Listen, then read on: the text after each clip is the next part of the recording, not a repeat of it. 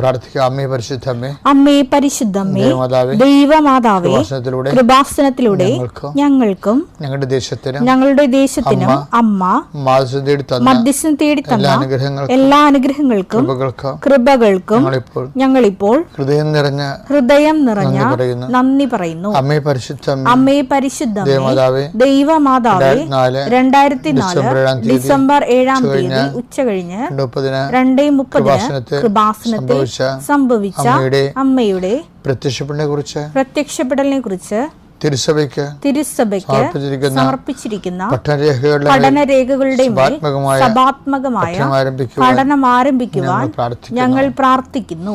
അമ്മേ പരിശുദ്ധമ്മേ, ഭൂസ്വർലോകങ്ങളുടെ രാജ്ഞിയായ അങ്ങേയ്ക്ക് ഭൗമസംരക്ഷണത്തിനായി പ്രപഞ്ച പ്രകൃതിയെ തന്നെ തിരുസഭ പ്രതിഷ്ഠിക്കുവാൻ ഈ പ്രത്യക്ഷീകരണം വഴി ഇടയാക്കണമേ. പരിശുദ്ധമ്മേ, ജപമാല മാതാവേ, സകല കൃപാസനം പ്രാർത്ഥനകളോടും ചേർത്ത് ഞങ്ങളിപ്പോൾ പ്രാർത്ഥിക്കുന്ന ഈ കുടുംബത്തിന്റെ പ്രത്യേക നിയോഗം. ഇന്നത്തെ നിയോഗം പറ മക്കളെ.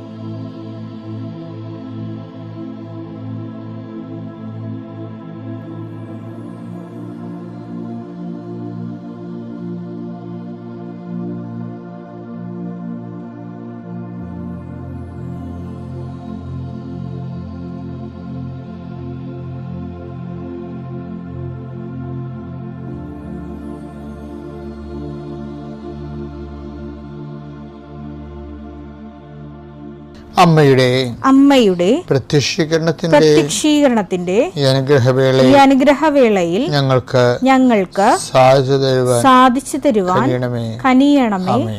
ആമേൻ. വിശ്വാസ പ്രമാണം. സർവശക്തനായ പിതാവും ആകാശത്തിന്റെയും ഭൂമിയുടെയും സൃഷ്ടാവുമായ ദൈവത്തിൽ ഞാൻ വിശ്വസിക്കുന്നു. അവിടുത്തെ ഏകപുത്രനും ഞങ്ങളുടെ കർത്താവുമായ ഈശോമിശിഹായിലും ഞാൻ വിശ്വസിക്കുന്നു. ഈ പുത്രൻ പരിശുദ്ധാത്മാവിനാൽ ഗർഭസ്ഥനായി കന്യകാമറിയത്തിൽ നിന്ന് പിറന്ന് പൊന്തിയോസ് പീലാത്തോസിന്റെ കാലത്ത് പീഡകൾ സഹിച്ച് കുരിശിൽ തറയ്ക്കപ്പെട്ട് മരിച്ച് അടക്കപ്പെട്ട് പാതാളങ്ങളിൽ ഇറങ്ങി മരിച്ചവരുടെ ഇടയിൽ നിന്ന് 3-ാം നാൾ ഉയർത്ത് സ്വർഗത്തിലേക്ക് എഴുന്നള്ളി സർവശക്തിയുള്ള പിതാവായ ദൈവത്തിന്റെ വലതുഭാഗത്തിരിക്കുന്നു. അവിടെ നിന്ന് ജീവിക്കുന്നവരെയും മരിച്ചവരെയും വിധിക്കുവാൻ വരുമെന്നും ഞാൻ വിശ്വസിക്കുന്നു. പരിശുദ്ധാത്മാവിലും ഞാൻ വിശ്വസിക്കുന്നു. വിശുദ്ധ കത്തോലിക്ക സഭയിലും പുണ്യവാന്മാരുടെ ഐക്യത്തിലും പാപങ്ങളുടെ മോചനത്തിലും ശരീരത്തിന്റെ ഉയർപ്പിലും നിത്യമായ ജീവിതത്തിലും ഞാൻ വിശ്വസിക്കുന്നു. ആമേൻ. സ്വർഗ്ഗസ്ഥനായ ഞങ്ങളുടെ പിതാവേ, അങ്ങയുടെ നാമം പൂജിതമാകണമേ. അങ്ങയുടെ രാജ്യം വരണമേ. അങ്ങയുടെ തിരുമനസ് സ്വർഗത്തിലെ പോലെ ഭൂമിയിലും ആകണമേ. അന്നു വേണ്ടുന്ന ആഹാരം ഇന്ന് ഞങ്ങൾക്ക് തരണമേ. ഞങ്ങളോട് തെറ്റ് ചെയ്യുന്നവരോട് ഞങ്ങൾ ക്ഷമിക്കുന്നത് പോലെ ഞങ്ങളുടെ തെറ്റുകൾ ഞങ്ങളോടും ക്ഷമിക്കണമേ. ഞങ്ങളെ പ്രലോഭനത്തിൽ ഉൾപ്പെടുത്തരുതേ, തിന്മയിൽ ഞങ്ങൾ രക്ഷിക്കണമേ. ആമേൻ. നന്മ നിറഞ്ഞ മറിയമേ, സ്വസ്തി. കർത്താവ് അങ്ങയുടെ കൂടെ സ്ത്രീകളിൽ അങ്ങ് അനുഗ്രഹിക്കപ്പെട്ടവളാകുന്നു. അങ്ങയുടെ ഉദരത്തിൻ ഫലമായി ഈശോ അനുഗ്രഹിക്കപ്പെട്ടവനാകുന്നു.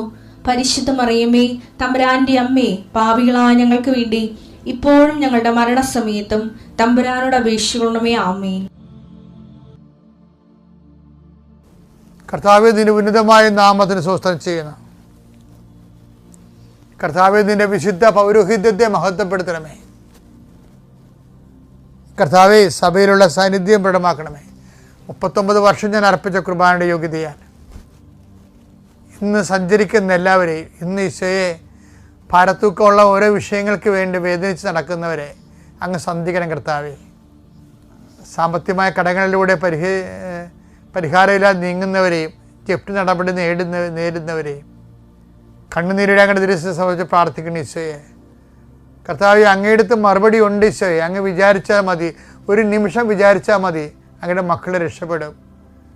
എല്ലാവരും പറയണത് ഈ ഒരു ദുരന്തത്തിൽ നിന്ന് ഞാൻ രക്ഷപ്പെട്ട, ഞാൻ ദൈവത്തെ മറക്കാതെ ജീവിച്ചോളാം എന്ന് പറയുന്നവരുണ്ട് ഈശോയെ. അത് കേൾക്കണമേ എന്ന് പ്രാർത്ഥിക്കുന്നു. വിശ്വാസം തണുത്തു പോയവരെ, പ്രാർത്ഥനയില്ലാത്ത കുടുംബങ്ങളെ, അവരെല്ലാം കർത്താവെ എന്ത് ചെയ്യണമെന്ന് അറിയാൻ പാടില്ലാതെ ഒരു പല സഭകളിൽ പ്രവർത്തിക്കുന്നവർ ഒരു വീട്ടിൽ നിൽക്കുകയും ആ വീട്ടിൽ ഇരുട്ടായി മാറുകയും ചെയ്യുന്ന അവസ്ഥയിൽ കർത്താവെ മനസ്സ് സംഘർഷം കൊണ്ട് ജീവിക്കുന്നുണ്ട് ഈശോയെ. ഒതുങ്ങിക്കൂടി ജീവിക്കുന്നുണ്ട് ഈശോയെ. ആരോടും പറയാതെ വഴക്കില്ലാതെ സഹിച്ച് ജീവിക്കുന്നുണ്ട് ഈശോയെ. നിശബ്ദ ദുരന്തമായിട്ട് കഴിയുന്നുണ്ട് ഈശോയെ. അവരെ എല്ലാം ലാസ്റ്റ് കുഴിമാടം സന്ദർശിച്ചതുപോലെ അത്ര ഹൃദയങ്ങളിൽ നിന്ന് സന്ദർശിക്കണമേ എന്ന് പരിശുദ്ധ കൃപാസനത്താരെ ജീവനോടെ പ്രത്യക്ഷപ്പെട്ട പരിശുദ്ധയുടെ മാധ്യത്തിൽ പ്രാർത്ഥിക്കുന്ന ഈശോയെ. വൈവാഹ തടസ്സമുള്ളവർ, കുഞ്ഞുങ്ങളില്ലാത്തവർ, ഭവനരഹിതർ, ജോലിയില്ലാത്തവർ, സാമ്പത്തിക കടങ്ങളാൽ സമാധാനമില്ലാത്ത കുടുംബങ്ങളെ ഇതെല്ലാം സന്ധിക്കാൻ വേണ്ടി യേശുവിന്റെ നാമത്തിൽ പ്രാർത്ഥിക്കുന്നു. ആമേൻ. നമ്മളെ കൃപാസനത്തിൽ ദൈവം നമുക്ക് നൽകിയ ഏറ്റവും വലിയ നിധി എന്ന് പറഞ്ഞാൽ എന്താണ്? ഉടമ്പടിയാണ്. ഉടമ്പടി വരാൻ കാരണം എന്ന് വെച്ച് കഴിഞ്ഞാൽ എനിക്ക് അമ്മ എൻ്റെ 2015 മാതാവിൻ്റെ പ്രത്യക്ഷീകരണം സംഭവിച്ച് 10 കൊല്ലം കഴിഞ്ഞു. അപ്പോൾ അതിൻ്റെ അനുഭവങ്ങളൊക്കെ ഞാൻ നിന്നോട് നേരത്തെ പറഞ്ഞിട്ടുണ്ട്. അതിൻ്റെ ഭാഗമായിട്ട് ആ 10 കൊല്ലത്തേക്ക് ദൈവമേ ഒരു ചെറിയ പ്രാർത്ഥന ആൾക്കാർക്ക് കൊടുക്കാൻ ഒത്തെങ്കിൽ കൊള്ളാമായിരുന്നെന്ന് എൻ്റെ മനസ്സിൽ തമിഴ്നാട്ടിൽ വെച്ച് തോന്നിയപ്പോഴാണ് മാതാവ് പെട്ടെന്ന് തന്ന ഒരു പ്രാർത്ഥനയാണ്. എന്താണ്? അമ്മ ഈ ദശവത്സരത്തിൽ അമ്മ ആഗ്രഹിക്കുന്ന ഒരു കൃപാവര പദ്ധതി കൃപാസനത്തിലും ഞങ്ങളുടെ കുടുംബത്തിലും നിറവേറാൻ ഇടയാക്കണമേ. അങ്ങനെ ആ പ്രാർത്ഥന കിട്ടിക്കഴിഞ്ഞപ്പോൾ 10,000 ലീഫ്ലെറ്റുകൾ അടിച്ച് ആൾക്കാർക്ക് കൊടുത്തു പ്രാർത്ഥിക്കാൻ വേണ്ടി. അപ്പോൾ ദൈവത്തിന് തോന്നി മാതാവിൻ്റെ പ്രത്യക്ഷീകരണം 10,000 ലീഫ്ലെറ്റുകളും 10,000 ഒന്നുമല്ല അല്ലേ, അവർ 50,000 അടിച്ച് കാണും പല പ്രാവശ്യമായിട്ട്. അപ്പം അത് എൻ്റെ ഉദ്ദേശം എന്താണ്? മാതാവിൻ്റെ പ്രത്യക്ഷീകരണം അനുസ്മരിക്കാൻ വേണ്ടി അമ്മ ആഗ്രഹിക്കുന്ന കൃപാവര പദ്ധതി എന്നാണ്. ആ പ്രാർത്ഥന സത്യസന്ധമായതുകൊണ്ടാണ്. കാര്യം ഞാൻ ആ പ്രാർത്ഥന സത്യസന്ധമായ കാരണം എനിക്ക് ഐഡിയ ഒന്നും കിട്ടിയില്ല. എങ്ങനെയാണ് ഈ 10ാം കൊല്ലം കൊമമറേറ്റ് ചെയ്യണമെന്ന് അറിയത്തില്ലായിരുന്നു. ആ ചെയ്യണമെന്ന് അമ്മ പറയുകയും ചെയ്യുന്നുണ്ട് മനസ്സിൽ. അപ്പോൾ അമ്മ ആഗ്രഹിക്കുന്ന ഒരു കൃപാവര പദ്ധതി കൃപാസനത്തിലും ഞങ്ങളുടെ കുടുംബത്തിലും നിറവേറാൻ ഇടയാക്കണമേ. അത് മാത്രം പ്രാർത്ഥിച്ചതാണ്. അപ്പോഴാണ് 6 മാസം കഴിഞ്ഞപ്പോൾ ഉടമ്പടി അമ്മ തരണത്. അപ്പം ദൈവം തന്നുകൊണ്ടാണ് ഇത്ര കണ്ട് ഓണത്തിന് പോലും എന്തുമാത്രം മനുഷ്യരാവെന്ന് ഉടമ്പടി എടുത്തത്. ഓണമായിട്ട് പോലും അത് ചില ആൾക്കാർക്ക് അനുഭവങ്ങളായിപ്പോയി. അനുഭവങ്ങളൊക്കെ ഉടമ്പടിയുടെ ബേസിൽ ജനങ്ങൾക്ക് ആധികാരികത വർദ്ധിച്ചു. ദൈവത്തിന് സ്വന്തം ജനമാണെന്നാണെന്നൊരു ഉടമസ്ഥ ബോധം വന്നു. ഉടമ്പടിയിലൂടെ ഒത്തിരി സംഭവമാണ് നാം നടന്നിരിക്കുന്നത് ആധ്യാത്മിക ജീവിതത്തിൽ. മറ്റത് കൊണ്ടാക്കൊണ്ട് കിട്ടിയ കൂട്ടി പോയ ചെട്ടി എന്ന് പറഞ്ഞാൽ ആൾക്കാർക്ക് ഒരു ഹൈപ്പോത്തസിക്കലല്ലേ ചില ആൾക്കാരൊക്കെ ജീവിക്കണത്. ഇതിപ്പോൾ അങ്ങനെയല്ലോ. ഇപ്പോൾ അവരതിനു വേണ്ടി അധ്വാനിക്കുന്നുണ്ട്. അതിനുവേണ്ടി അവരുടെ വിശ്വാസത്തെ അവർ പ്രവൃത്തി കൊണ്ട് നീതീകരിക്കുന്നുണ്ട്. അപ്പം ജനങ്ങളുടെ ആധികാരികത കൂടി, അപ്പോൾ ദൈവത്തിൻ്റെ ഉടമസ്ഥാവകാശം കൂടി. അപ്പോൾ അതുകൊണ്ട് തന്നെ ഉടമ്പടി പെട്ടെന്ന് ഇങ്ങനെ എല്ലാവരിലും തന്നെ ദൈവിക ഇടപെടലുണ്ടാകുന്ന ഒരു അവസ്ഥ വന്നു. പക്ഷേ എപ്പോഴും നമ്മൾ ശ്രദ്ധിക്കേണ്ടത് ഈ മേജറായിട്ടുള്ള വിഷയങ്ങളായാൽ ദൈവം തന്നെയാണ് അത് ഉടമ്പടിയുടെ ഭാഗമാക്കി കളയും. ഇപ്പം നിത്യജീവൻ ഉടമ്പടിയല്ലേ. കുർബാന എന്തുകൊണ്ടാണ് ഉടമ്പടിയായ പുതിയ ഉടമ്പടി എന്ന് പറയുന്ന കാര്യം എന്താണ്? അതുകൊണ്ട് നേടാനുള്ള കാര്യം നിത്യജീവനായതുകൊണ്ടാണ് അതിനെ ഉടമ്പടിയിലാക്കിയത്. അതുപോലെ നമ്മുടെ ജീവിതത്തിലെ മേജർ സബ്ജക്റ്റുകളെല്ലാം ഉടമ്പടിയുടെ. ഇപ്പം എബ്രഹാം പെണ്ണ് കാണുന്നില്ലേ, പെണ്ണ് കാണാൻ വേണ്ടി ഭൃത്യരെ വിടുന്നില്ലേ? എബ്രഹാം പെണ്ണ് കാണാൻ അവൻ്റെ മകൻ ഇസഹാക്കിന് ഒരു ജീവിത പങ്കാളിയെ കാണാൻ വേണ്ടി ഭൃത്യനെ പറഞ്ഞു വിടുന്നതും അത് ആ വിഷയം സീരിയസ് ആയത് കാരണം അത് എബ്രഹാം അത് ഉടമ്പടിയായിട്ടാണ് നമ്മൾ വിടണത്, ഉടമ്പടി ചെയ്താൽ വിടണത്. ഉൽപ്പത്തി പുസ്തകത്തിന് 1:24 എടുത്തേ. അബ്രാഹത്തിന് പ്രായമേറെയായി. അബ്രാഹത്തിന് പ്രായമേറെയായി. എല്ലാ കാര്യങ്ങളിലും അവനെ അനുഗ്രഹിച്ചു. എബ്രാഹത്തിന് പ്രായമായെന്നും പറഞ്ഞാൽ തുടങ്ങണത് വെച്ച് കഴിഞ്ഞാൽ എബ്രാഹത്തിന് ഇപ്പം പ്രായമായത് കൊണ്ട് നമ്മുടെ ജീവിതത്തിൽ നമ്മൾ ഇരിപ്പുകാരനായിപ്പോയി. നമ്മൾ ഇരിപ്പുകാരനായപ്പോൾ പിന്നെ ദൈവം ഇരിപ്പുകാരനായി പോയിട്ടില്ലേ? അത് എബ്രാഹത്തിന് പ്രായമായി. എബ്രാഹത്തിന് ഇനി മകന് വേണ്ടി പെണ്ണ് കാണാൻ പോകാനൊന്നും പറ്റാത്തൊരവസ്ഥയായി, പ്രായമേറെയായി. അപ്പം അതുകൊണ്ട് എന്ത് പറ്റി? ഭൃത്യനെ വിളിച്ചിട്ട് പറഞ്ഞു, അത് ഉടമ്പടിയാക്കി കളഞ്ഞത്. അത് ഭാഗം വായിച്ചേ. അവൻ തന്റെ എല്ലാ വസ്തുക്കളുടെയും മേൽനോട്ടക്കാരനും തന്റെ ഭവനത്തിലെ ഏറ്റവും പ്രായം കൂടിയവനുമായ വേലക്കാരനെ വിളിച്ചു പറഞ്ഞു, നിന്റെ കൈ എന്റെ തുടയുടെ കീഴെ വയ്ക്കുക. ഞാൻ പാർക്കുന്ന ഈ നാട്ടിലെ കാനാന്യരുടെ പെൺമക്കളിൽ നിന്ന് എന്റെ മകന് ഭാര്യയെ തിരഞ്ഞെടുക്കുകയില്ലെന്ന് ആകാശത്തിന്റെയും ഭൂമിയുടെയും ദൈവമായ കർത്താവിന്റെ നാമത്തിൽ നിന്നെ കൊണ്ട് ഞാൻ സത്യം ചെയ്യിക്കും. ഉടമ്പടിയാകണം എന്ന് വെച്ച് കഴിഞ്ഞാല് ദൈവമില്ലാത്ത ഒരു സമൂഹത്തിൽ നിന്ന് ജീവിത പങ്കാളിയെ എടുക്കരുത് നമ്മൾ. അത് ഇന്നും നമ്മൾ ശ്രദ്ധിക്കേണ്ട കാര്യമാണ്. ദൈവവിശ്വാസമില്ലാത്ത സത്യദൈവത്തെ വിശ്വസിക്കാത്ത ഒരാളെ കൊണ്ട് അയാളെ ജീവിത പങ്കാളിയായിട്ട് എടുക്കരുത്. അതോടുകൂടി നമ്മുടെ കൃപകളെല്ലാം ബ്ലോക്കായി പോകും. അതിനകത്ത് ദൈവത്തിൽ വിശ്വാസം ഉണ്ടാകണം. വിശ്വാസം ഇല്ലെങ്കിൽ ആ ഒരു ബന്ധത്തിന് പോകരുത്. പിന്നെ പറഞ്ഞൊരു കാര്യമില്ല. ഇപ്പം നിങ്ങൾ ഓർക്കും ഈ കാലമല്ലേ ജാതിയോ മതമോ ആര് നോക്കാനാണെന്നൊക്കെ ചോദിക്കും. നോക്കാത്തവനും നോക്കേണ്ട കാര്യമില്ല. കാര്യം അവൻ നോക്കിയിട്ടും കാര്യമില്ലാത്തതുകൊണ്ടാണ്. അവൻ നോക്കിയിട്ടും കാര്യമില്ല. അവന് ദൈവത്തെക്കുറിച്ച് ഒരു ഐഡിയ ഇല്ലാത്തവന് നമ്മളെന്തിനാണ് അടിച്ചേൽപ്പിക്കണത്? അവന് ഐഡിയ കിട്ടാനുള്ള സാഹചര്യത്തിൽ ദൈവം അവനെ ഒരു ക്രിസ്തീയ കുടുംബത്തെ ജനിപ്പിച്ചു. പക്ഷെ അതുകൊണ്ട് അവന് പ്രയോജനമൊന്നും ഉണ്ടായില്ല. പിന്നെ ഇപ്പോൾ നമ്മൾ പ്രയോജനം ഉണ്ടാക്കാൻ വേണ്ടി ചെന്നിട്ടും കാര്യമില്ല. പക്ഷെ നിൽക്കുന്നു എന്ന് തോന്നുന്ന എന്ത് ചെയ്യണം? അവൻ ഇത് കണ്ടിട്ട് വീഴരുത്. ഞാൻ പറയാൻ ഉദ്ദേശിക്കുന്ന കാര്യം എന്ന് വെച്ച് കഴിഞ്ഞാൽ മേജർ സബ്ജക്റ്റുകൾ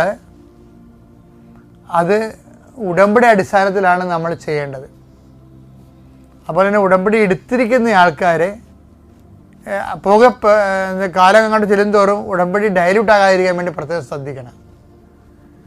അപ്പോൾ ദൈവത്തിന് മനസ്സിലാവും നമ്മൾ ഒരാൾ വ്യക്തി ഉടമ്പടിയിലാണെന്ന്, സത്യസന്ധ ഉടമ്പടിയിലാണെന്ന് കണ്ടാൽ പിന്നെ ദൈവം അവന് ഒരിക്കലും കൈവിടത്തില്ല. അതൊരു ഉറപ്പുണ്ടായാൽ മതി. നന്ദി. എൻ്റെ പേര് എൽബി, ഇതെൻ്റെ ഹസ്ബൻഡ് മാത്യൂസ്, എൻ്റെ മാതാപിതാക്കൾ, ഞങ്ങളുടെ കുട്ടി. ഞാൻ കിഴക്കമ്പലം വിലങ്ങ് ഇടവകയിൽ നിന്നാണ് ഞങ്ങൾ വരുന്നത്. UK ജോലി ചെയ്യുന്നത്. 2024 ജനുവരിയിലാണ് ഞങ്ങൾ ഇവിടെ വന്ന് ആദ്യമായി തീർത്ഥാടന ഉടമ്പടി എടുക്കുന്നത്. അതിന് മുമ്പ് ഓൺലൈൻ ഉടമ്പടി എടുത്ത് പ്രാർത്ഥിച്ചിരുന്നു. കല്യാണം കഴിഞ്ഞ് 8 വർഷമായി ഞങ്ങൾക്ക് കുട്ടികളുണ്ടായിരുന്നില്ല. ഈ 8 വർഷത്തിനിടയിൽ ഞങ്ങൾ പല ഹോസ്പിറ്റലുകളിലും ട്രീറ്റ്മെൻറ്റിന് പോയിരുന്നു. UK പോയിരുന്നു, നാട്ടിലും പോയിരുന്നു. ആദ്യത്തെ 2-3 വർഷങ്ങളിലായിട്ട് പല ട്രീറ്റ്മെൻറ്റുകൾ ചെയ്തു. എനിക്ക് യൂട്രസിൽ ഫൈബ്രോയിഡ്സ് ഉണ്ടായിരുന്നു. 2 തവണ അതിൻ്റെ സർജറി ചെയ്തു. അതിനുശേഷം 2024 ജനുവരിയിൽ ഞങ്ങൾ നാട്ടിൽ വന്ന് ഹോസ്പിറ്റലിൽ പോയപ്പോൾ ഇനി ഞാൻ നോർമലായിട്ട് പ്രഗ്നൻ്റ് ആവില്ല, ഞങ്ങൾക്ക് IVF തന്നെ വേണമെന്ന് ഡോക്ടേഴ്സ് പറഞ്ഞു. എങ്കിലിനി അങ്ങനെ ചെയ്യാമെന്ന് കരുതി ഞാൻ ലീവ് എക്സ്റ്റെൻഡ് ചെയ്തു. IVF ചെയ്യുന്നതിന് മുൻപായിട്ട് ഞങ്ങൾ വീട്ടിൽ പറഞ്ഞപ്പോൾ എൻ്റെ മാതാപിതാക്കൾ പറഞ്ഞു നമുക്കിവിടെ വന്ന് പ്രാർത്ഥിച്ച് ഉടമ്പടി എടുത്തിട്ട് തീരുമാനിക്കാമെന്ന് പറഞ്ഞു. ഞങ്ങളിവിടെ വന്നു. ഉടമ്പടി എടുത്തു. ഒരാഴ്ചയ്ക്ക് ശേഷം ജോസഫ് അച്ഛനെ കാണാൻ സാധിച്ചു. ജോസഫ് അച്ഛൻ ഞങ്ങളെ കണ്ട് പ്രാർത്ഥിച്ചു.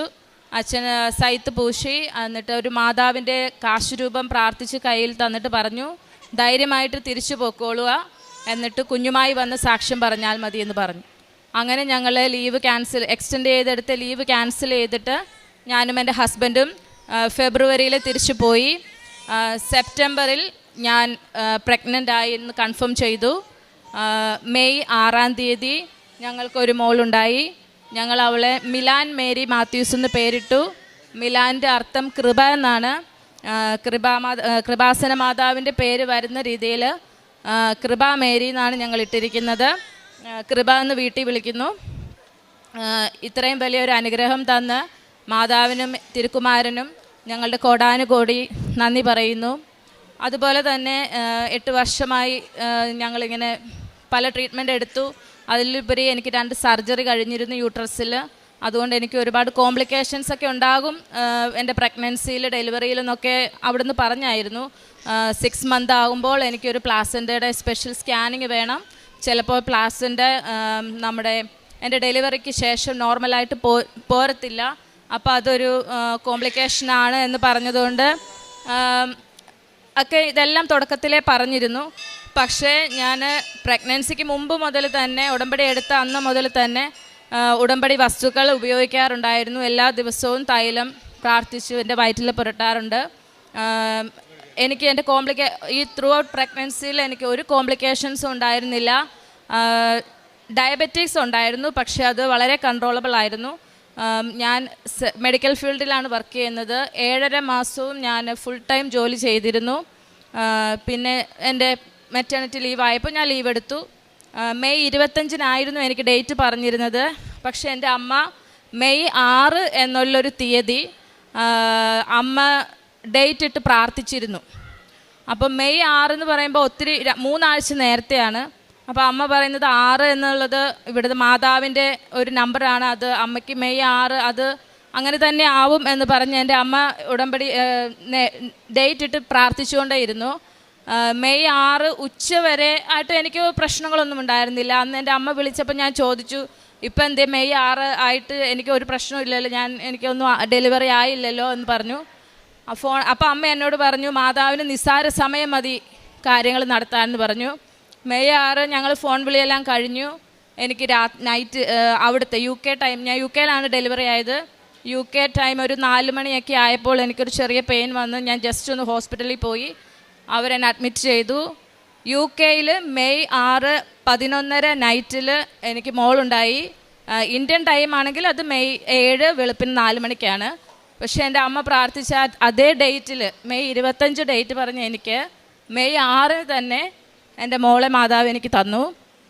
അത് വലിയൊരു അത്ഭുതമായിട്ട് ഞാൻ കാണുന്നു. അതുപോലെ ഈ ഉടമ്പടിയുടെ ഫലമായിട്ട് വേറെ ഒരുപാട് ചെറുതും വലുതുമായി ഒരുപാട് അനുഗ്രഹങ്ങൾ മാതാവ് ഞങ്ങൾക്ക് തന്നു.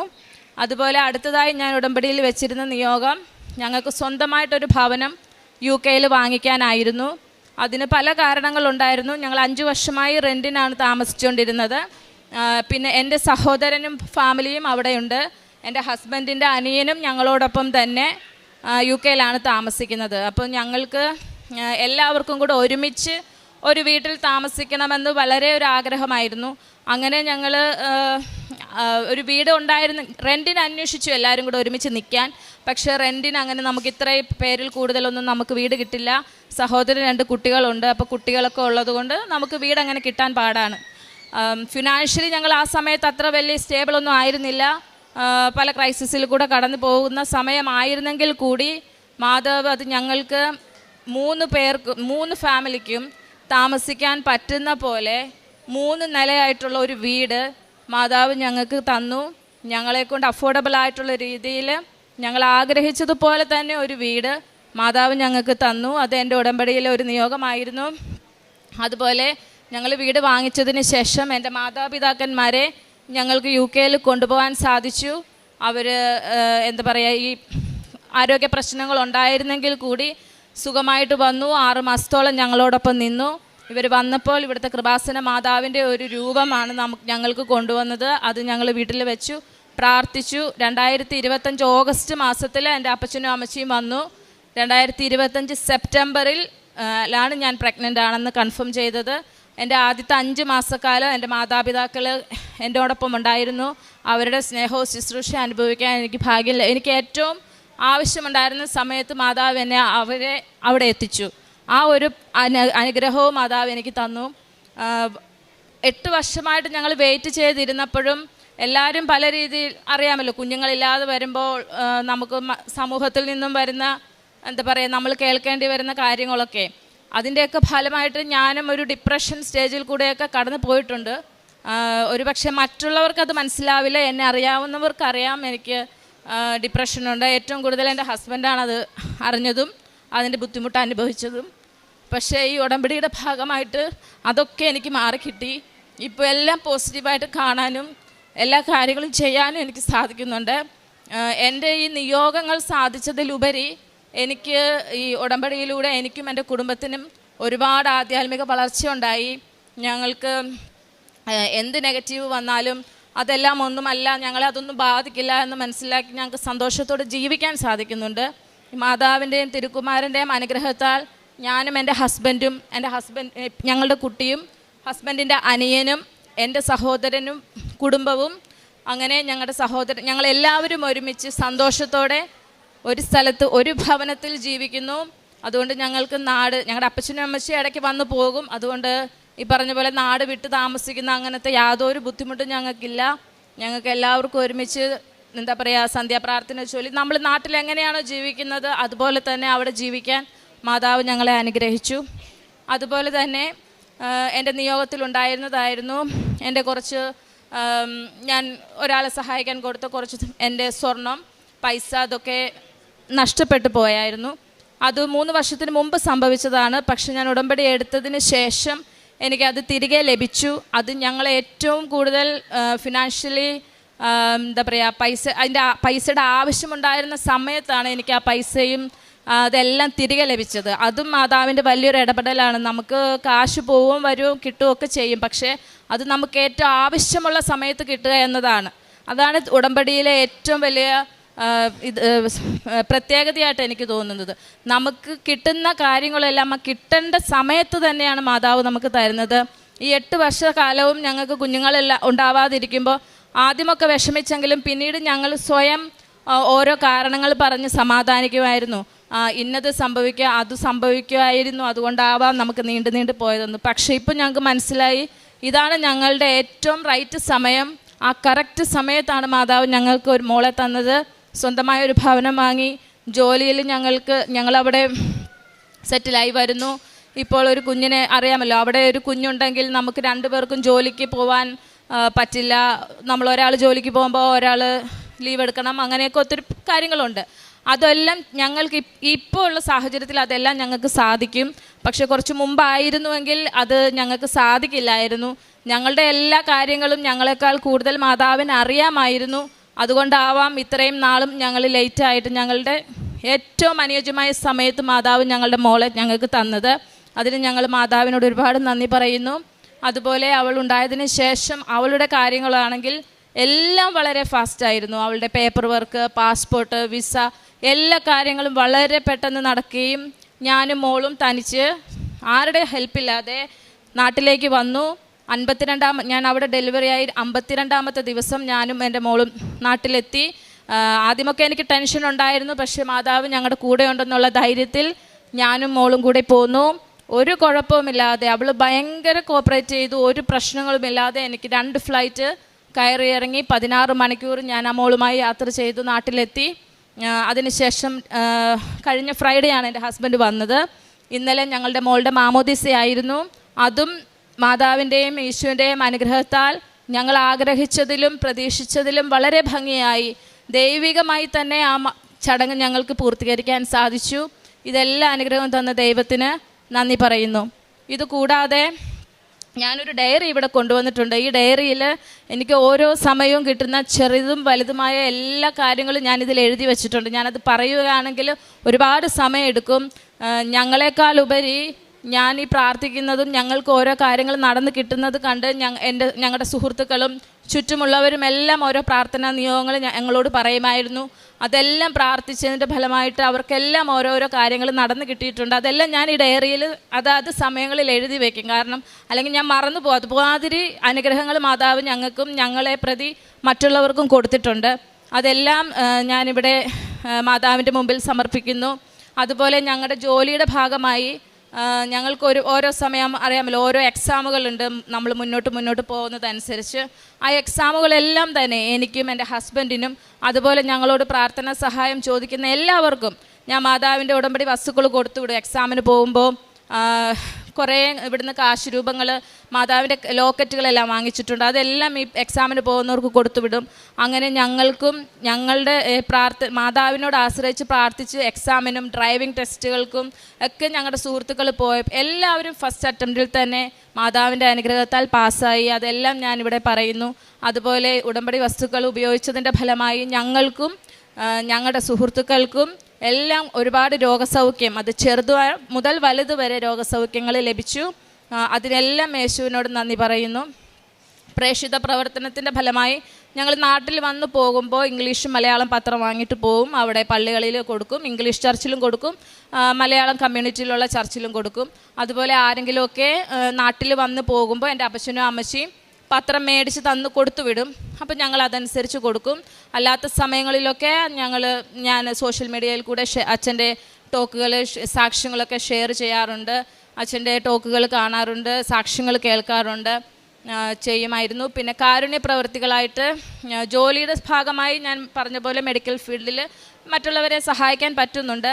അതുകൂടാതെ തന്നെ ഞങ്ങൾക്ക് ഡയറക്റ്റ് ചെയ്യാൻ പറ്റാത്തപ്പോൾ സാമ്പത്തികമായിട്ട് ഞങ്ങളെ കൊണ്ട് പറ്റുന്ന പോലെ ഞങ്ങൾ മറ്റുള്ളവരെ സഹായിക്കും. മാതാപിതാക്കൾക്ക് പൈസ ഇട്ട് കൊടുത്ത് എല്ലാ മാസവും ചാരിറ്റി പ്രവർത്തനങ്ങൾ ചെയ്യാറുണ്ട്. അവർ മെഡിക്കൽ കോളേജിൽ പോയി പൈസ കൊടുക്കാറുണ്ട്. അതുപോലെ തന്നെ അനാഥാലയങ്ങളിൽ ഭക്ഷണ സാധനങ്ങൾ വാങ്ങിച്ചു കൊടുപ്പിക്കും. അങ്ങനെ ഓരോ കാര്യങ്ങൾ ചെയ്യും. അതുപോലെ ഞങ്ങൾ കുട്ടികളെ പഠിപ്പിക്കുന്നുണ്ട്. ഒരുപാട് ഒന്നുമില്ല. ഇപ്പോൾ കഴിഞ്ഞ ദിവസം 4 വർഷത്തെ ഒരു മെഡിസിൻ കോഴ്സ് ഞങ്ങളെക്കൊണ്ട് ഒരു മോനെ പഠിപ്പിക്കാൻ ഞങ്ങൾക്ക് സാധിച്ചു. അവൻ്റെ ആ 4 വർഷത്തെ കോഴ്സ് പൂർത്തീകരിച്ചു. അവനിപ്പോൾ ട്രെയിനിയായി ഇൻറ്റേൺഷിപ്പിന് ജോലിക്ക് കയറി. അതെല്ലാം മാതാവ് ഞങ്ങളെക്കൊണ്ട് സാധിപ്പിച്ചതാണ്. അങ്ങനെ ചെറുതും വലുതുമായി ഞങ്ങളെക്കൊണ്ട് പറ്റുന്ന പോലെ ഞങ്ങൾ മറ്റുള്ളവരെ സഹായിക്കാറുണ്ട്. ഉടമ്പടി എടുക്കുന്നതിന് മുമ്പും ഞാനും എൻ്റെ ഹസ്ബൻഡും ഞങ്ങൾക്ക് പറ്റുന്ന പോലെ മറ്റുള്ളവരെ സഹായിക്കാറുണ്ടായിരുന്നു. പക്ഷേ ഉടമ്പടിക്ക് ശേഷമാണ് അതിൻ്റെ ആ തീവ്രത, അതിൻ്റെ അനുഗ്രഹം എന്താണെന്ന് ഞങ്ങൾക്ക് മനസ്സിലായത്. അപ്പോൾ ഞങ്ങളത് കൂടുതലായി ചെയ്യുന്നു. ഇതെല്ലാം ചെയ്യാൻ ദൈവം ഞങ്ങളെ സഹായിക്കുന്നു, ഞങ്ങൾക്ക് വേണ്ടി വഴിയൊരുക്കുന്നു. അതിനെല്ലാം മാതാവിനും യേശുകുമാരനും ഞങ്ങൾ 1000 നന്ദി പറയുന്നു. തോബിത്തിൻ്റെ പുസ്തകത്തിൽ നിന്ന് അധ്യായം 13 6 തിരുവചനം. പൂർണ്ണ ഹൃദയത്തോടും പൂർണ്ണ മനസ്സോടും കൂടെ നിങ്ങൾ കർത്താവിലേക്ക് തിരിയുകയും അവിടുത്തെ സന്നിധിയിൽ സത്യസന്ധമായി വ്യാപരിക്കുകയും ചെയ്താൽ നിങ്ങളിൽ നിന്ന് മുഖം മറയ്ക്കുകയില്ല. തോബിത്തിനോട് ദൈവം അരുളി ചെയ്തൊരു വലിയ വാഗ്ദാനം. എൻ്റെ പേര് അനറ്റ്. ഞാൻ അങ്കമാലി തുറവൂർ ഇടവകയിൽ നിന്നാണ് വരുന്നത്. 17/9/2023 ഞാനിവിടെ വന്ന് ആദ്യമായി ഉടമ്പടി എടുക്കുന്നത്. ഉടമ്പടി കൊണ്ട് എൻ്റെ ജീവിതത്തിൽ വളരെയേറെ അനുഗ്രഹം അമ്മ മാതാവ് തരാനായിട്ട് സാധിച്ചു. എൻ്റെ അണ്ടർ ആംസിൽ ഒരു ഹാർഡായിട്ടുള്ളൊരു പിമ്പിൾ പോലെ ഒരു ഇതുണ്ടായിരുന്നു. ഡോക്ടറിനെ കൺസൾട്ട് ചെയ്തപ്പോൾ അവർ പറഞ്ഞത് ഇത് നോർമൽ, ഇതാണ്, മെഡിസിൻ കഴിച്ചാൽ മാറിപ്പോകുന്നതാണെന്നാണ് പറഞ്ഞത്. പക്ഷേ ഓരോ ദിവസം കൂടുന്നവരും ആ പിമ്പിൾ ഭയങ്കര ഹാർഡായിട്ട് വന്നുകൊണ്ടിരിക്കുകയാണ്. അപ്പം ഞാൻ ഉടമ്പടിയിലായിരുന്നു. ആ സമയത്ത് എപ്പോഴും വിശ്വാസ പ്രമാണം ചൊല്ലി ഉടമ്പടി തൈലം ഏതു നേരം ഉടമ്പടി തൈലം നേർച്ച വസ്തുവായ ഉപ്പും ആ പിമ്പിളിൽ പുരട്ടി മാതാവിൻ്റെ വിശ്വാസ പ്രമാണം ഏതു നേരം ചൊല്ലിക്കൊണ്ടിരുന്നു. ഒരു ദിവസം ഞാൻ അത് നോക്കിയ സമയത്ത് ഞാൻ മാതാവിനോട് പ്രാർത്ഥിച്ചത്, മാതാവെ അത് മെഴുകുപോലെ ഉരുകി പോകണം എന്നൊരു നിയോഗം വെച്ചാണ് ഞാൻ ഏതു നേരവും മാതാവിൻ്റെ മുമ്പിൽ ഉടമ്പടി തൈലവും ഉപ്പും വിശ്വാസ പ്രമാണം ചൊല്ലി പുരട്ടിയത്. ഒരു ദിവസം ഞാനത് നോക്കിയ സമയത്ത് അത് ശരിക്കും ഞാൻ മാതാവിനോട് പ്രാർത്ഥിച്ച പോലെ തന്നെ മെഴുകുപോലെ അത് മാതാവ് എനിക്ക് മാറ്റി തന്നു. അതിനുശേഷം ഞാൻ ജർമ്മൻ ലാംഗ്വേജ് പഠിക്കുന്ന ഒരു വിദ്യാർത്ഥിനിയാണ്. 16 തവണയാണ് ഞാൻ എക്സാം അറ്റൻഡ് ചെയ്തത്. ഓരോ എക്സാമും അറ്റൻഡ് ചെയ്യാവുന്ന സമയത്ത് മാതാവിൻ്റെ ഉടമ്പടി കാശ് രൂപവും മാതാവിൻ്റെ നേർച്ച വസ്തുവായ ഉപ്പും ഉപയോഗിച്ചാണ് ഞാൻ എക്സാം അറ്റൻഡ് ചെയ്തുകൊണ്ടിരുന്നത്. എക്സാം സെൻറ്റർ കിട്ടാനായിട്ട് വളരെയധികം ബുദ്ധിമുട്ടായിരുന്നു. ആ സമയത്ത് മാതാവിൻ്റെ പ്രത്യക്ഷീകരണ പ്രാർത്ഥനയിൽ ഞാൻ നിയോഗം വെച്ച് പ്രാർത്ഥിച്ചുകൊണ്ട് തന്നെ ഇരുന്നു. അപ്പോൾ ഒരു പരിചയത്തിലുള്ള ഒരു ചേട്ടൻ വഴി എനിക്ക് ഡൽഹിയിൽ എക്സാമിന് ഡേറ്റ് കിട്ടി. അച്ഛനെ വന്ന് കാണാനും അച്ഛൻ്റെ അനുഗ്രഹം ലഭിക്കാനും സാധിച്ചു. അപ്പോൾ അച്ഛൻ തന്ന കാശ് രൂപം ഉപയോഗിച്ച് ഞാൻ ഡൽഹിയിൽ എക്സാം എഴുതാൻ പോയി. അച്ഛൻ തന്ന കാശ് രൂപം ഞാൻ ടേബിളിൽ വെച്ച് അതോടൊപ്പം തന്നെ നേർച്ചവസ്തുവായ ഉപ്പും ടേബിളിൽ ഇട്ട് ഞാൻ എക്സാം അറ്റൻഡ് ചെയ്തു. 2 എക്സാമാണ് ഞാൻ അറ്റൻഡ് ചെയ്തത്. അതിലൊരു എക്സാം നല്ല മാർക്കോട് കൂടി പാസ്സാവാനായിട്ട് എനിക്ക് സാധിച്ചു. അത് കഴിഞ്ഞ് വീണ്ടും എക്സാമിന് ഡേറ്റ് കിട്ടാനായിട്ട് വളരെയധികം ബുദ്ധിമുട്ടായിരുന്നു. മാതാവിൻ്റെ മുൻപിൽ ഏതു നേരം ഞാൻ ഉടമ്പടിയിലായിരിക്കുന്ന സമയത്ത് തന്നെ ഏതു നേരം നിയോഗം വെച്ച് ഞാൻ എപ്പോഴും പ്രത്യക്ഷീകരണ പ്രാർത്ഥനയിൽ എപ്പോഴും നിയോഗം വെച്ച് ഞാൻ പ്രാർത്ഥിച്ചിരുന്നു. പ്രാർത്ഥനയുടെ ഫലമായി മാതാവ് എനിക്ക് മുൻപായി ഡേറ്റ് എനിക്ക് കിട്ടി. ഞാൻ എക്സാം പോയി അറ്റൻഡ് ചെയ്തു. അപ്പോൾ എപ്പോഴും എക്സാം അറ്റൻഡ് ചെയ്യുന്ന സമയത്ത് മാതാവിൻ്റെ കാശ് രൂപവും നേർച്ചവസ്തുവായ ഉപ്പും തൈലവും ഞാൻ എൻ്റെ കയ്യിൽ കൊണ്ടുവരുന്നു. സ്പീക്കിംഗ് ആയിരുന്നു എക്സാം വന്നത്. അപ്പോൾ ഞാൻ സ്പീക്കിംഗ് എക്സാം എപ്പോഴും അറ്റൻഡ് ചെയ്യുമ്പോൾ മാതാവിൻ്റെ തൈലവും ഉപ്പും നാവിൽ കുരിശടയാളം പുരട്ടി ഞാൻ എക്സാം അറ്റൻഡ് ചെയ്ത്. എക്സാം വളരെ എളുപ്പമായിരുന്നു. വീട്ടിൽ വന്ന് 2-3 ദിവസം കഴിഞ്ഞപ്പോൾ റിസൾട്ട് വന്നു. മാതാവിൻ്റെ കാശുരൂപം കയ്യിൽ പിടിച്ച് ഞാൻ റിസൾട്ട് നോക്കി. പക്ഷേ എക്സാം പാസ്സായില്ല. ഞാൻ വളരെയധികം നിരാശപ്പെട്ടു. ഈ ജർമ്മൻ ഉപേക്ഷിച്ചാലോ എന്ന് പറഞ്ഞ് മാതാവിൻ്റെ മുമ്പിൽ കരഞ്ഞ് പ്രാർത്ഥിച്ചു. പക്ഷേ അന്ന് വൈകുന്നേരം ഞാൻ കിടന്നുറങ്ങിയപ്പോൾ മാതാവ് സ്വപ്നത്തിൽ വന്ന് ഇനി എഴുതാൻ പോകുന്ന എക്സാം നീ പാസ്സാവുമെന്ന് ഇവിടെ വന്ന് സാക്ഷ്യം പറയുന്നതായിട്ട് മാതാവ് എന്നെ സ്വപ്നത്തിൽ കാണിച്ചു തന്നു.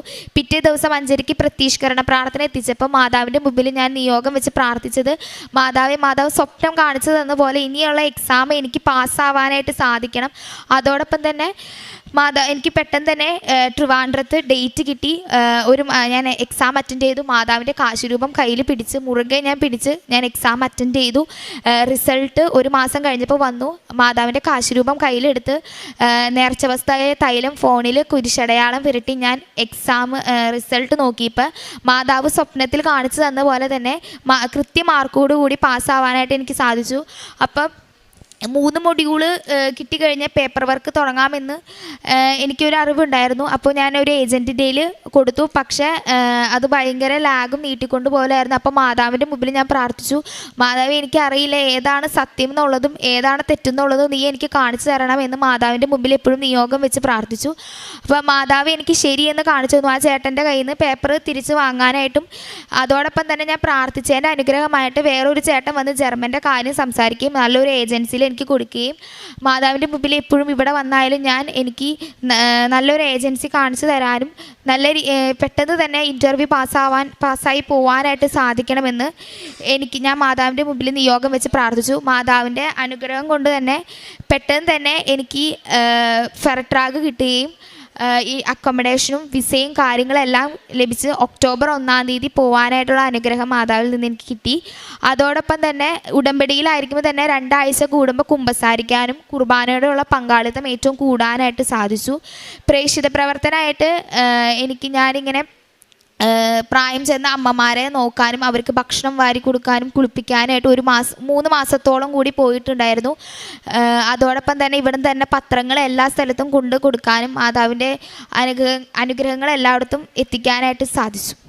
ഞാൻ വാഴക്കുളം കദലിക്കാട് വിമലമാത ഇടവകയിൽ നിന്ന് വരുന്നു.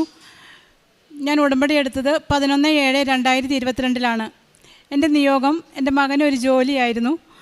അവൻ ബിടെക് കഴിഞ്ഞ് കാനഡയ്ക്ക് പോയി 2 വർഷത്തെ കോഴ്സ് എടുത്ത് കൺസ്ട്രക്ഷൻ പ്രൊജക്റ്റ് മാനേജ്മെൻറ്റ് എന്ന് പറഞ്ഞ് 2 വർഷത്തെ കോഴ്സിന് കാനഡയിൽ പോയി പഠിച്ചു. അത് കഴിഞ്ഞ് അവന് 4 മാസത്തെ ഇൻറ്റേൺഷിപ്പ് വേണമായിരുന്നു. ഞാൻ ഒരു 2018-2019 സമയത്താണ് കൃപാസനത്തെ പറ്റി ആദ്യമായിട്ട് കേൾക്കുന്നത്. അന്ന് ഇതിനെപ്പറ്റി ഒരു ധാരണ എനിക്കില്ലായിരുന്നു. ജസ്റ്റ് കേട്ടു, ഞാനതങ്ങ് വിട്ടു. പിന്നെ സാധാരണ ആൾക്കാരെ പോലെ തന്നെ നമുക്ക് എന്തെങ്കിലും ഒരു ബുദ്ധിമുട്ടുണ്ടാകുമ്പോഴായിരിക്കുമല്ലോ നമ്മൾ മിക്കവാറും ദൈവത്തെ വിളിക്കുന്നത്. അയ്യോ എന്തെങ്കിലും കാര്യങ്ങൾ നടക്കണേ, അല്ലെങ്കിൽ അങ്ങനെ വേണമേ എന്ന്. ചിലപ്പോൾ അങ്ങനെ ആയിരിക്കാം. ഞാൻ അങ്ങനെ ഒരാളായിരുന്നു. അപ്പോൾ ആ സമയത്ത് ഞാൻ ദുബായിലായിരുന്നു. എനിക്ക് എൻ്റെ ബാച്ചിലേഴ്സ് കഴിഞ്ഞിട്ട് അവിടെ ഒരു ജോലി കിട്ടി. ഞാൻ ദുബായിക്ക് പോയി. കൃത്യം പറഞ്ഞു കഴിഞ്ഞാൽ ആ കോവിഡ് തുടങ്ങിയ ടൈമാണെന്നാണ് എനിക്ക് തോന്നുന്നത്. എന്തായാലും ഞാൻ സാക്ഷ്യം എഴുതുന്ന ടൈമിൽ ഞാൻ എൻ്റെ ഇമെയിൽ നോക്കി കഴിഞ്ഞപ്പോൾ ഡേറ്റ് കിടക്കുന്നത് സെപ്റ്റംബർ 17, 2020 അന്നാണ് ഞാൻ ആദ്യമായിട്ട് ഓൺലൈനായിട്ട് ഉടമ്പടി എടുക്കുന്നത്. ആ സമയം ആയപ്പോഴത്തേക്കും എനിക്ക് ഏകദേശം കാനഡയ്ക്ക് പോകാനുള്ള ഒരു ചിന്ത എൻ്റെ തലയിലേക്ക് വന്നു. അത് ഒരിക്കലും പ്ലാൻ ചെയ്തിട്ട് വന്ന കാര്യമൊന്നുമല്ല. അത് ഇതേപോലെ തന്നെ എൻ്റെ ഒരു കൂട്ടുകാരൻ ചിലപ്പോൾ അല്ല, മാതാവ് ചിലപ്പോൾ അവൻ വഴി എന്നോട് പറഞ്ഞു കാനഡയിലെ പാസ്പോർട്ട് ഭയങ്കര പവർഫുള്ളാണ്, അതെടുത്തു കഴിഞ്ഞാൽ നല്ലതാണ്. അപ്പോൾ അതിന് വേണ്ടിയുള്ള പ്രോസസ്സ് ഞങ്ങൾ രണ്ടുപേരോട് ഒരുമിച്ചാണ് തുടങ്ങിയത് ദുബായിൽ വെച്ചിട്ട്. നിർഭാഗ്യവശാൽ അവന് കിട്ടിയില്ല, അല്ലെങ്കിൽ അവനത് മുന്നോട്ട് കൊണ്ടുപോകാൻ പറ്റിയില്ല സാമ്പത്തിക സാഹചര്യങ്ങൾ കാരണം. പക്ഷേ മാതാവ് ആ സമയത്തും എന്നെ കൈപിടിച്ച് നടത്തിയെന്നാണ് ഞാൻ വിശ്വസിക്കുന്നതും. അതുതന്നെയാണ് എൻ്റെ സത്യവും. അപ്പോൾ എനിക്ക് വേണ്ടിയിട്ട് അന്ന് നമ്മൾ കൃത്യം കോവിഡിൻ്റെ ടൈമാണ്, എല്ലാ കാര്യങ്ങളും ക്ലോസ് ചെയ്തിരിക്കുന്ന ടൈമാണ്. ഞാൻ തിരിച്ച് 2021 ഫെബ്രുവരിയിൽ ഞാൻ നാട്ടിലെത്തുന്നു. അപ്പോഴും ഞാൻ ഉടമ്പടി തന്നെയാണ്. അത് കഴിഞ്ഞ് അപ്പോഴൊന്നും എൻ്റെ പ്രോസസ്സ് പരിപാടികളൊന്നും നടന്നിട്ടില്ല, കംപ്ലീറ്റ് ആയിട്ടില്ല. എവിടെയൊക്കെ ചെറിയ എന്താ പറയുന്നത് ഹേർഡിൽസ് ഉണ്ടായിരുന്നു. ഒരു മാസമൊക്കെ കഴിഞ്ഞ് അപ്പോഴും നമ്മൾ ഈ ഓൺലൈൻ ഉടമ്പടി പ്രാർത്ഥിച്ചുകൊണ്ട് തന്നെ ഇരുന്നു. മെയ് ആയ അത് കഴിഞ്ഞ് എൻ്റെ വിസ കാര്യങ്ങൾ വന്നു. കാര്യം ഡിലേ ആയിരുന്നു, ലേറ്റ് ആയിരുന്നു, ഒത്തിരി ലേറ്റ് ആയിരുന്നു. വിസ കാര്യങ്ങളൊക്കെ വന്നു. എന്നിട്ട് 2021 മെയ്യിൽ ക്ലാസ് തുടങ്ങി. ഓൺലൈനായിട്ട് ഒരു സെമസ്റ്റർ വീട്ടിൽ ഇരുന്ന് അറ്റൻഡ് ചെയ്തു.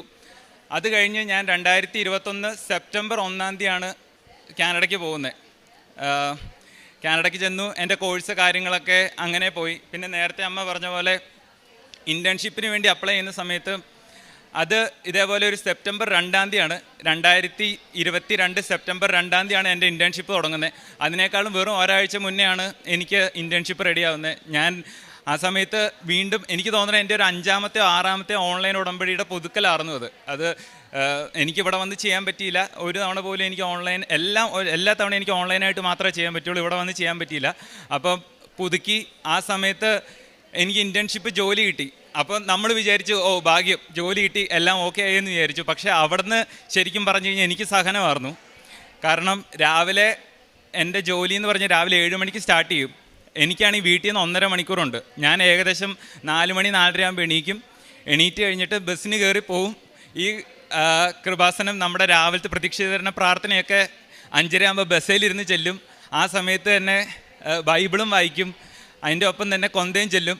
ഈ കൊന്ത ചെല്ലണ പല സമയത്തും നിങ്ങൾ കാനഡയിലൊക്കെ ഉള്ള ആൾക്കാരാണെങ്കിൽ നമുക്ക് അറിയാം, പല ആൾക്കാർക്കും ചിലപ്പോൾ കണ്ടിട്ടുണ്ടാവും. നമ്മളങ്ങനെ അവിടെ വലിയ വിശ്വാസം എന്ന് പറഞ്ഞ സാധനം വലിയൊരു സംഭവമല്ല അവിടെ.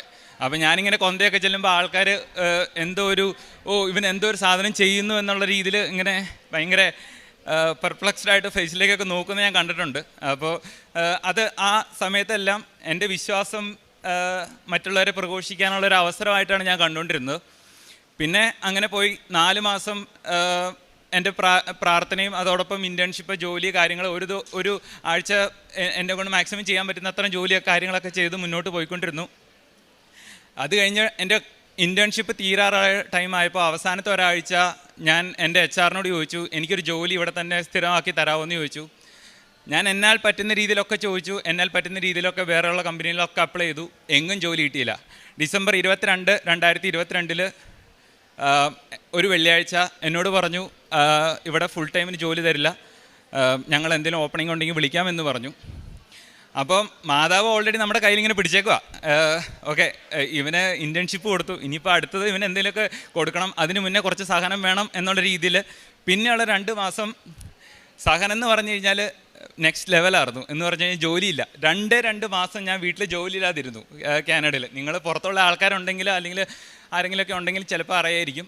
ജോലി ഇല്ലെങ്കിൽ നമുക്ക് റെൻറ്റ്, ഫുഡ് കാര്യങ്ങൾ, വീട്ടിൽ നിന്ന് പൈസ വയ്ക്കാൻ പറ്റില്ല. കാരണം എന്നാ, നമ്മൾ ലോൺ എടുത്തിട്ടും അല്ലെങ്കിൽ വീട്ടിലെ ബാധ്യതയായിട്ടാണ് നമ്മൾ അങ്ങോട്ട് പോകുന്നത്. പിന്നെ ഒരു പൈസ പോലും ചോദിക്കാൻ പറ്റില്ല. ആ സമയത്ത് എനിക്ക് മാതാവ് പൈസയായിട്ടും അല്ലെങ്കിൽ അങ്ങനത്തെ സഹായമായിട്ടും ഒന്നും തന്നില്ല. പകരം എനിക്ക് കുറച്ച് നല്ല സുഹൃത്തുക്കളെ തന്നു. എന്നോട് അവർ പറഞ്ഞു, നീ എനിക്ക് റെൻറ്റ് തരണ്ട, 2 മാസം നീ 2 മാസമല്ല, നിനക്ക് എന്ന് ജോലി കിട്ടുന്നോ, നിനക്ക് എന്ന് ശമ്പളം വരുന്നോ, നിൻ്റെ കാര്യങ്ങളെല്ലാം, നിൻ്റെ ബാധ്യതകളെല്ലാം തീർന്നിട്ട് നീ ഞങ്ങൾക്ക് റെൻറ്റ് തന്നാൽ മതി, അല്ലെങ്കിൽ പൈസ തന്നാൽ മതി എന്ന് പറഞ്ഞു.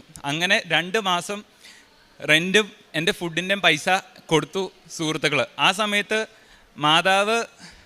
മാതാവിൻ്റെ വലിയൊരു കരം അവിടെ ഉണ്ട് എന്ന് തന്നെയാണ് ഞാൻ വിശ്വസിക്കുന്നത്. അത് തന്നെയാണ് എൻ്റെ സത്യവും. അത് കഴിഞ്ഞപ്പം 2 മാസം കഴിഞ്ഞ് എനിക്ക് ഫെബ്രുവരി 28, 2023 ജോലിക്ക് കയറുന്നു.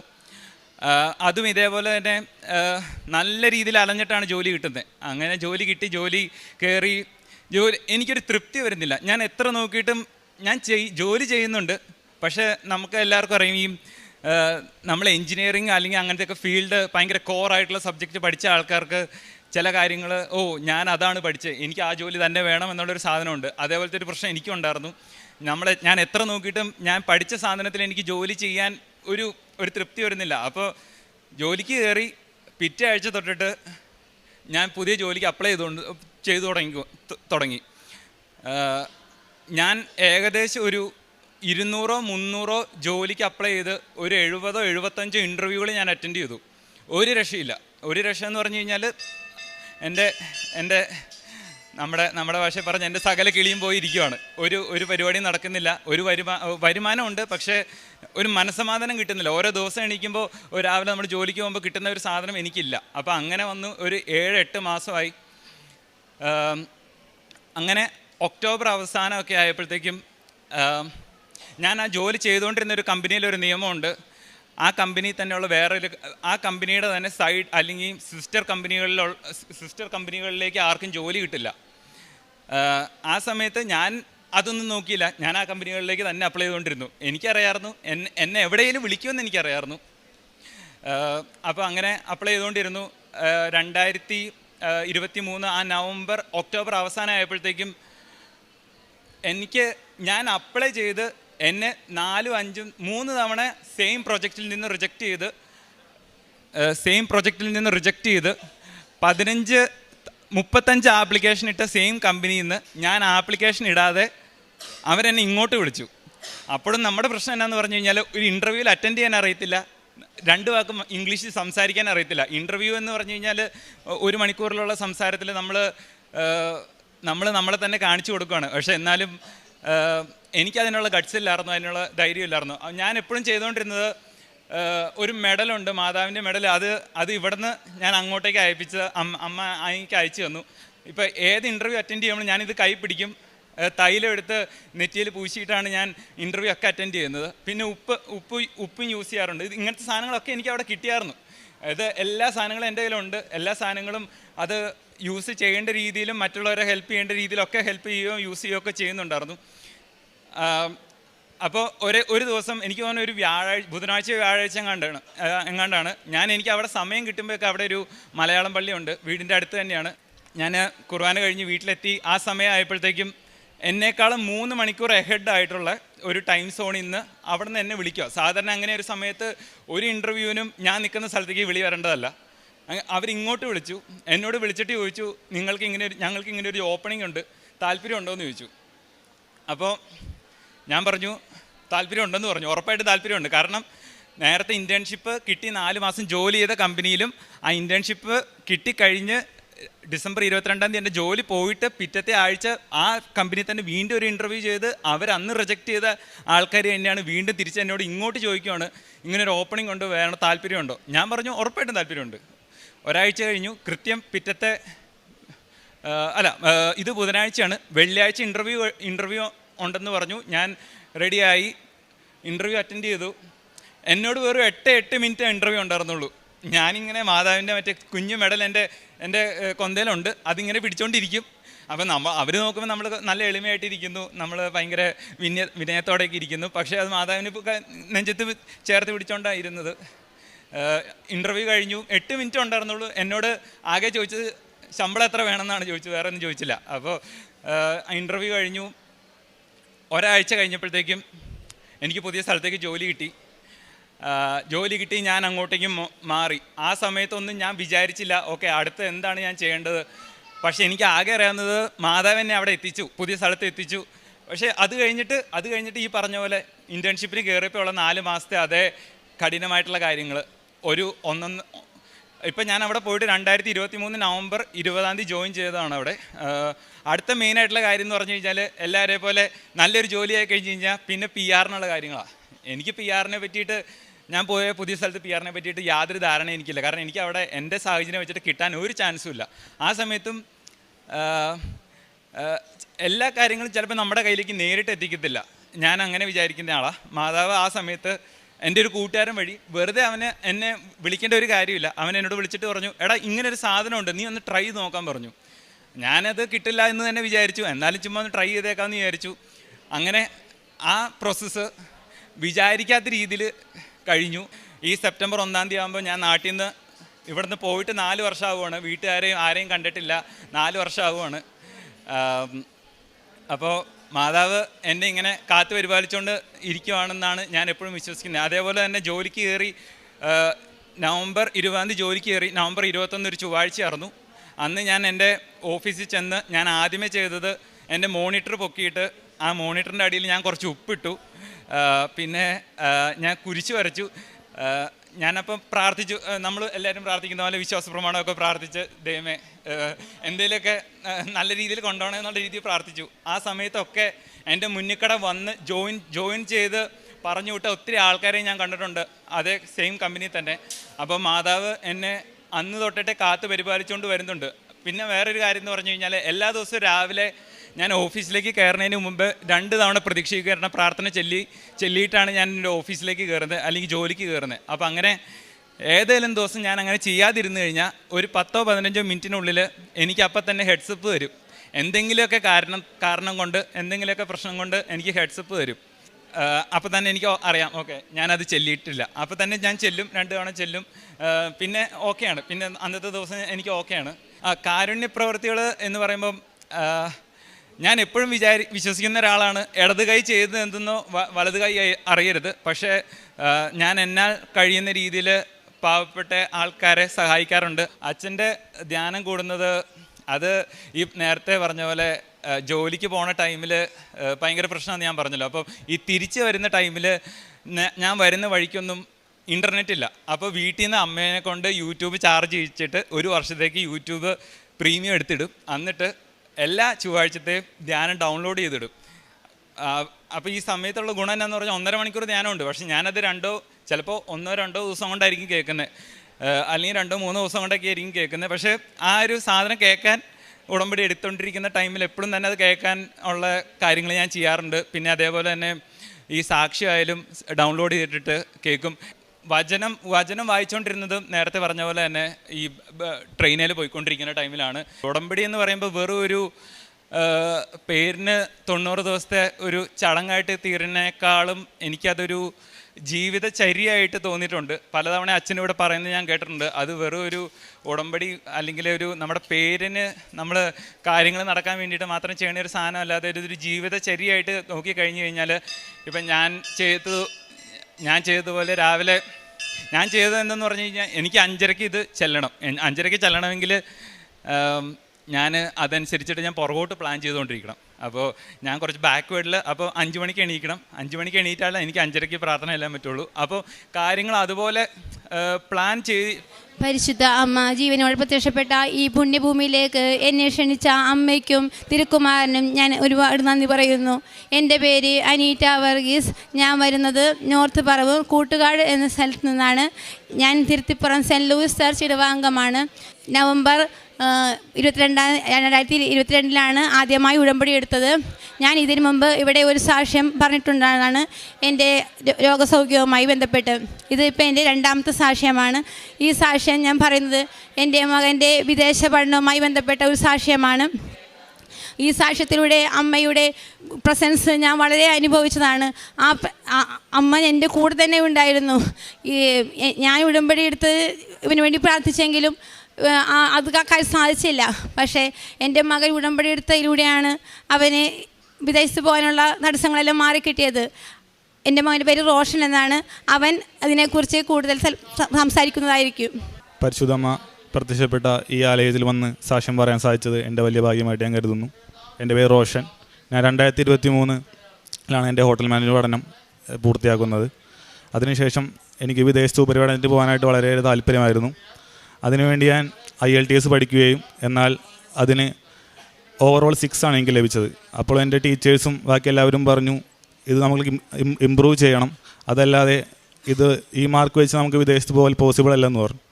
അപ്പോൾ ആ അവസ്ഥയിൽ എനിക്ക് സാമ്പത്തികമായിട്ട് അതിന് തടസ്സമായിരുന്നു. കാരണം എൻ്റെ അപ്പനൊരു കൂലിപ്പണിക്കാരനാണ്, അമ്മ ഹൗസ് വൈഫാണ്. എനിക്ക് സാമ്പത്തികമായിട്ട് ആ സമയത്ത് അതിന് പറ്റില്ലായിരുന്നു. അപ്പോൾ ഞാൻ തീരുമാനിച്ചു ഈ സ്കോറുമായിട്ട് തന്നെ മുന്നോട്ട് പോകാം.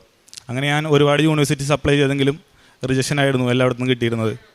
അങ്ങനെ പോയിക്കൊണ്ടിരിക്കുമ്പോൾ ഒരു ഏജൻസി എനിക്ക് UK എന്നൊരു സ്ഥലം സജസ്റ്റ് ചെയ്തു. അവിടെ എനിക്ക് പറ്റാവുന്നൊരു കോഴ്സ് ഉണ്ടെന്നും അവിടെ അപ്ലൈ ചെയ്താൽ കിട്ടുമെന്നവർ പറഞ്ഞു. അങ്ങനെ അപ്പോൾ എനിക്ക് ആ സമയത്ത് എനിക്ക് UK എന്നൊരു ഓപ്ഷൻ എനിക്ക് താല്പര്യമില്ലായിരുന്നു. ഞാൻ അയർലൻഡ്, ബാക്കി യൂറോപ്യൻ കൺട്രീസ് അങ്ങനെയാണ് നോക്കിയിരുന്നത്. അങ്ങനെ ഞാൻ അമ്മയോട് പറഞ്ഞു, അമ്മ ഇങ്ങനെ ഒരു ഏജൻസി എനിക്ക് UK എന്നൊരു ഓപ്ഷൻ തന്നിട്ടുണ്ട്, ഞാൻ എന്ത് ചെയ്യണമെന്ന് ചോദിച്ചു. അപ്പോൾ അമ്മ പറഞ്ഞു, ഞാൻ മാതാവിനോടൊന്ന് പ്രാർത്ഥിച്ച് ചോദിക്കട്ടെ, എന്നിട്ട് നീ തീരുമാനിച്ചാൽ മതി എന്ന് പറഞ്ഞു. അങ്ങനെ അമ്മ പിറ്റേ ദിവസം പറഞ്ഞു, അമ്മ UK ആണ് എടുക്കാൻ പറയുന്നത്. അപ്പോൾ ഞാൻ പറഞ്ഞു, അങ്ങനെയാണെങ്കിൽ അതുമായിട്ട് മുന്നോട്ട് പോകാം. അങ്ങനെ ഞങ്ങൾ UK എന്നൊരു ഓപ്ഷനുമായിട്ട് മുന്നോട്ട് പോയി. അപ്പോൾ അങ്ങനെ ആ കോഴ്സിന് അപ്ലൈ ചെയ്യുകയും അതിന് ഓഫർ ലെറ്റർ വന്നു. അപ്പോൾ ഓഫർ ലെറ്ററിലെ ക്രൈറ്റീരിയ എന്ന് പറഞ്ഞാൽ ഇൻ്റർവ്യൂ ആയിരുന്നു. അങ്ങനെ ആ ഇൻ്റർവ്യൂ അറ്റൻഡ് ചെയ്യുകയും പാസ്സാവുകയും ചെയ്തു. അങ്ങനെ അതിൻ്റെ അടുത്ത സ്റ്റെപ്പ് എന്ന് പറഞ്ഞാൽ പിന്നെ നമുക്ക് ഫീസ് അടക്കണം. അപ്പോൾ അതിനുവേണ്ടി ഞാൻ എഡ്യൂക്കേഷൻ ലോണിന് അപ്ലൈ ചെയ്യാനായിട്ട് SBI ബാങ്കിനെ സമീപിച്ചു. അപ്പോൾ നിങ്ങൾ ഇവിടെ ഇരിക്കുന്ന ഭൂരിഭാഗം പേർക്ക് അറിയാൻ പറ്റും SBI ബാങ്കിലെ ഡോക്യുമെൻറ്റ് സബ്മിഷനും അതിനുള്ള പ്രൊസീജിയേഴ്സും. അങ്ങനെ അവർ പറഞ്ഞ രീതിക്കുള്ള ഡോക്യുമെൻറ്റ്സ് എല്ലാം ഞങ്ങൾ സബ്മിറ്റ് ചെയ്യുകയും, പക്ഷേ അവരുടെ പ്രോസസ്സിങ് ഭയങ്കര ലാഗാണ്. അപ്പോൾ ഞങ്ങൾക്ക് ഫീസ് അടക്കേണ്ട ഡേറ്റ് അടുത്ത് വന്നിരിക്കുകയായിരുന്നു. അങ്ങനെ ഞങ്ങൾ സബ്മിറ്റ് ചെയ്ത ഡോക്യുമെൻറ്റ്സ് എല്ലാം അഡ്വക്കേറ്റിന് അയച്ചു. അഡ്വക്കേറ്റ് ഒരു ദിവസം എനിക്ക് ഫോണിൽ ഒരുപാട് മെസ്സേജ് വന്ന് കിടക്കുന്നു. അപ്പോൾ നോക്കുമ്പോൾ കുറേ ഡോക്യുമെൻറ്റ്സിൻ്റെ ലിസ്റ്റാണ്. ഞാൻ അങ്ങനെ ആ നമ്പറിലേക്ക് വിളിച്ചപ്പോൾ അത് അഡ്വക്കേറ്റ് അയച്ചതാണ്. അപ്പോൾ ഈ പറഞ്ഞിരിക്കുന്ന ഡോക്യുമെൻറ്റ്സ് എല്ലാം ഹാജരാക്കിയാലേ നമുക്ക് ലീഗൽ കംപ്ലീറ്റ് ചെയ്യാൻ പറ്റുള്ളൂ എന്ന് അഡ്വക്കേറ്റ് പറഞ്ഞു. അങ്ങനെ അപ്പോൾ അഡ്വക്കേറ്റ് പറഞ്ഞതനുസരിച്ച് ഞങ്ങൾക്ക് ആധാരത്തിൽ ഒരു മിസ്റ്റേക്ക് ഉണ്ടായിരുന്നു. ഞങ്ങളുടെ സ്ഥലത്തിൻ്റെ ബൗണ്ടറി മാറിക്കിടക്കുകയായിരുന്നു. അപ്പോൾ ബൗണ്ടറി മാറിക്കഴിഞ്ഞാൽ ഞങ്ങളുടെ വസ്തു തന്നെ മാറിയെന്നാണ് അതിനർത്ഥം. അപ്പോൾ ഇത് ക്ലിയർ ചെയ്ത് കിട്ടാനായിട്ട് വളരെ പ്രയാസമാണെന്ന് അഡ്വക്കേറ്റിനും അറിയാം. അപ്പോൾ അതുകൊണ്ട് തന്നെ അദ്ദേഹം പറഞ്ഞു, ഇത് ക്ലിയർ ചെയ്തിട്ട് വന്നാലേ നമുക്ക് ലീഗൽ കംപ്ലീറ്റ് ചെയ്യാൻ പറ്റുള്ളൂ. അങ്ങനെ പറഞ്ഞു. ഞങ്ങളത് ആ പേപ്പേഴ്സ് ഡോക്യുമെൻറ്റ്സ് എല്ലാം വാങ്ങി വളരെ നിരാശത്തോടെ ഈ ആധാരം എഴുതിയ ആളെ സമീപിച്ചു. അപ്പോൾ അയാൾ പറഞ്ഞു, ഇത് ഒരു രീതിയിൽ നമുക്ക് ശരിയാക്കാൻ പറ്റില്ല, കാരണം ഇത് വേറെ എന്തെങ്കിലും തിരുത്താണെങ്കിൽ നമുക്ക് റെഡിയാക്കാമായിരുന്നു, ഇതിപ്പോൾ ബൗണ്ടറി മാറിയതുകൊണ്ട് നമുക്കൊരു നിവൃത്തിയില്ലെന്ന് അയാൾ പറഞ്ഞു. അങ്ങനെ ഞങ്ങൾ ഭയങ്കര വിഷമിച്ച് വീട്ടിലിരിക്കുന്ന സമയത്ത് അമ്മ അപ്പനോട് പറഞ്ഞു, അപ്പൻ്റെ ഒരു പഴയ ഫ്രണ്ട് ഉണ്ടായിരുന്നു രജിസ്റ്റർ ഓഫീസിൽ, അപ്പോൾ അദ്ദേഹത്തോടൊന്ന് സംസാരിച്ച് നോക്കാൻ പറഞ്ഞു. അങ്ങനെ അപ്പൻ ഫോൺ എടുത്ത് പുള്ളിയെ വിളിക്കുകയും സംസാരിക്കുകയും ചെയ്തു. അപ്പോൾ അദ്ദേഹം ഒരു പോസിറ്റീവായിട്ടുള്ള റിപ്ലൈ ആണ് തന്നത്, നമുക്കിത് ചെയ്യാം, കുഴപ്പമുണ്ടാവില്ല. അങ്ങനെ ഞങ്ങൾ അതിനുവേണ്ട ഡോക്യുമെൻറ്റ്സ് എല്ലാം രജിസ്റ്റർ ഓഫീസിൽ സബ്മിറ്റ് ചെയ്യുകയും മാതാവിൻ്റെ അനുഗ്രഹത്താൽ ഞങ്ങൾക്കത് മാറ്റി കിട്ടുകയും ബൗണ്ടറി എല്ലാം കറക്റ്റാക്കി പുതിയ തിരുത്താധാരം റെഡിയാവുകയും ചെയ്തു. അങ്ങനെ ഞങ്ങൾ ആ ഡോക്യുമെൻറ്റ്സ് എല്ലാം കൊണ്ട് അഡ്വക്കേറ്റിൻ്റെ അടുത്ത് വന്നു.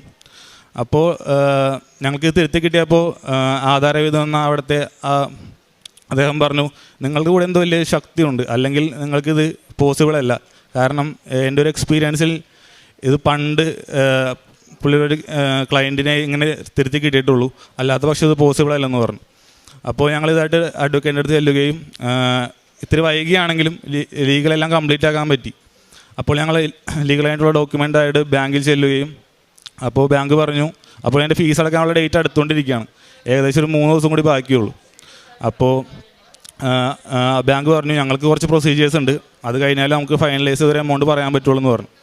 അങ്ങനെ ഫീസ് അടക്കാനായിട്ട് തലേ ദിവസം അവർ നമ്മളോടൊരു എമൗണ്ട് പറഞ്ഞു, പക്ഷേ അത് ഞങ്ങൾക്ക് തികയില്ലായിരുന്നു ഫീസ് അടക്കാനായിട്ട്. നമുക്ക് ഒരു കാര്യത്തിനും തികയില്ലായിരുന്നു. കൂടാതെ ഞാൻ എൻ്റെ ഡിഗ്രി പഠനത്തിന് ഒരു എഡ്യൂക്കേഷൻ ലോൺ എടുത്തിട്ടുണ്ടായിരുന്നു, അതും കൂടി കംപ്ലീറ്റ് ചെയ്യണം, അതുകൂടി അടച്ച് തീർത്ത് അല്ലെ ഈ ലോൺ സാങ്ഷൻ ആക്കാൻ പറ്റുള്ളൂ എന്ന് പറഞ്ഞു.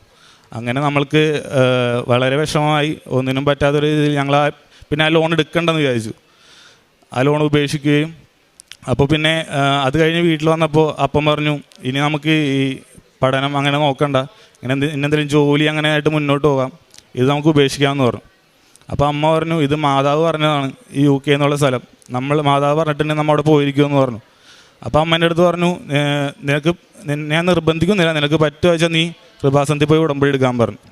അപ്പോൾ ആ സമയത്ത് എനിക്ക് സത്യം പറഞ്ഞാൽ ഒരു ഭയവും ഉത്കണ്ഠയൊക്കെ ആയിരുന്നു. കാരണം ഇവിടെ ഒന്ന് ഉടമ്പടി എടുത്തു കഴിഞ്ഞാൽ അതിൻ്റെ നിബന്ധനകൾ തെറ്റിച്ച് കഴിഞ്ഞാൽ എന്ത് സംഭവിക്കുക എന്ന് എനിക്കൊരു ഉത്കണ്ഠ ഉണ്ടായിരുന്നു. അങ്ങനെ ഞാൻ പ്രാർത്ഥിച്ചു ഒരുങ്ങി ഇവിടെ നിന്ന് ഉടമ്പടി എടുത്ത് അതിൽ ജീവിക്കാൻ തുടങ്ങുകയും ചെയ്തു. പക്ഷേ എനിക്ക് അത്ര ആക്റ്റീവായിട്ട് ഉടമ്പടിയിൽ ജീവിക്കാൻ സാധിച്ചില്ല. കാരണം ഞാൻ കുടുംബ പ്രാർത്ഥനകളിലും മുടക്കം വരുത്തുകയും കൂടാതെ ബൈബിൾ വായനയൊക്കെ എനിക്ക് കുറവായിരുന്നു. പിന്നെ എനിക്ക് പത്രം കൊടുക്കാനായിട്ട് ഒരു ബുദ്ധിമുട്ടുണ്ടായിരുന്നു. കാരണം ആളുകൾ എങ്ങനെ വിചാരിക്കും, ആളുകൾ എന്തെങ്കിലും പറയുമോ, അങ്ങനെയുള്ളൊരു ആകുലത എൻ്റെ മനസ്സിലുണ്ടായിരുന്നു. അങ്ങനെ പോയിക്കൊണ്ടിരിക്കുന്ന ഞാൻ ആ ബാങ്കിൽ നിന്ന് ലോൺ ഉപേക്ഷിച്ച് വേറെ ബാങ്കിൽ ലോൺ കൊണ്ട് അപ്ലൈ ചെയ്തപ്പോഴും അവർ നമുക്കും ഒരു കുറഞ്ഞ എമൗണ്ടാണ് പറഞ്ഞത്. അങ്ങനെ അപ്പോൾ എനിക്ക് പുതുക്കാനുള്ള ഡേറ്റ് ആയിക്കൊണ്ടിരുന്നു ഉടമ്പടിയുടെ. അപ്പോൾ ഞാൻ വിചാരിച്ചു ഇങ്ങനെ പോയാൽ പറ്റില്ല, കാരണം ഇതിൽ നല്ല ഞാൻ ഉടമ്പടി എടുക്കാതിരിക്കണമായിരുന്നു. അങ്ങനെ വിചാരിച്ച് ഞാൻ പറഞ്ഞു, ഇനി പുതുക്കൽ കഴിഞ്ഞാൽ ഞാൻ ഉടമ്പടിയിൽ വളരെ ആക്റ്റീവായിട്ട് ജീവിക്കുന്നുള്ളൊരു പ്രതിജ്ഞ എടുത്തിട്ടാണ് ഞാൻ അവിടെ ഉടമ്പടി പുതുക്കാൻ വന്നത്. ഉടമ്പടി പുതുക്കി ഞാൻ ഒരു കെട്ട് പത്രം കൊടുത്തിരുന്ന ആൾ ഞാൻ 2 കെട്ട് പത്രം കൊടുക്കാൻ തുടങ്ങുകയും പിന്നെ ഞാൻ കാരുണ്യപ്രവർത്തികളായിട്ട് ഗവൺമെൻറ് ഹോസ്പിറ്റലിൽ ഫുഡ് കൊടുക്കുമായിരുന്നു. അതും കൂടാതെ ഞാൻ ഉടമ്പടി പുതുക്കിയതിന് ശേഷം എൻ്റെ അമ്മ ഓൾഡ് ഏജ് ഹോമിൽ പോയി അവിടെയുള്ള ആൾക്കാരെ കുളിപ്പിക്കുകയും അവർക്ക് വേണ്ട കാര്യങ്ങൾ ചെയ്തു കൊടുക്കുകയും ചെയ്തു. അപ്പോൾ അമ്മയുടെ കൂടെ പോയി ഞാനും ആ കാര്യങ്ങളൊക്കെ ചെയ്യാൻ തുടങ്ങി. കുളിപ്പിക്കാനും അവർക്ക് വേണ്ടി ഷേവ് ചെയ്ത് കൊടുക്കാനും നഖം വെട്ടാനും അങ്ങനെയുള്ള കാര്യങ്ങളൊക്കെ അവർക്ക് ആവശ്യമായ കാര്യങ്ങളൊക്കെ ചെയ്തു കൊടുക്കാൻ തുടങ്ങി. അതോടുകൂടി എൻ്റെ ജീവിതത്തിൽ വളരെ ഒരു വലിയ മാറ്റങ്ങളാണ് സംഭവിച്ചത്. കാരണം നമ്മൾക്ക് വളരെ കുറവ് പറഞ്ഞ ബാങ്ക് കുറച്ചും കൂടി എമൗണ്ട് കൂടുതൽ തരാമെന്ന് പറയുകയും അതുകൂടാതെ അപ്പോൾ ഞങ്ങൾ ആ എമൗണ്ട് എന്തായാലും വാങ്ങാം എന്നുള്ളൊരു രീതിയിലെത്തി. കാരണം ആ എമൗണ്ട് ഞങ്ങൾക്ക് പോരായിരുന്നു. ഒരു 8 ലക്ഷം 10 ലക്ഷം ആ റേഞ്ചിൽ ഞങ്ങൾക്ക് ഇനിയും അധികം എമൗണ്ട് വേണമായിരുന്നു. അപ്പോൾ ഞങ്ങൾ ആ എമൗണ്ട് വാങ്ങാം, എന്തെന്നാലും ആ എമൗണ്ട് വാങ്ങാം, ബാക്കി നമുക്ക് എങ്ങനെയെങ്കിലും സംഘടിപ്പിക്കാന്നുള്ള രീതിയിൽ ആ എമൗണ്ട് വാങ്ങി. അപ്പോൾ ഞങ്ങൾക്ക് ഒരു ഐഡിയ ഉണ്ടായില്ല ഇനിയുള്ള ബാക്കിയുള്ള എമൗണ്ട് എങ്ങനെ സംഘടിപ്പിക്കും എന്നുള്ളൊരു ഐഡിയ ഞങ്ങൾക്ക് ഉണ്ടായിരുന്നില്ല. അപ്പോൾ ഞങ്ങൾ എന്തായാലും അതുമായിട്ട് മുന്നോട്ട് പോകാം, മാതാവ് ഒരു വഴി കാണിച്ചു തരും എന്നുള്ള രീതിയിൽ മുന്നോട്ട് പോയി.